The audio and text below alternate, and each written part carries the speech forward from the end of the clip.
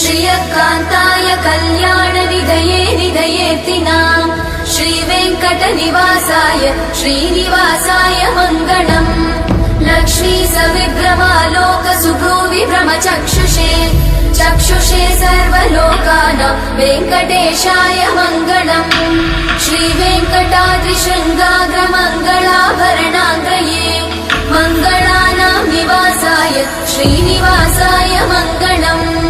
सर्वावयव सौन्दर्य सम्पदा सर्वचेतसां सदा सम्मोहनायास्तु वेङ्कटेशाय मङ्गलम् नित्याय निरवध्याय सत्यानन्द चिदात्मने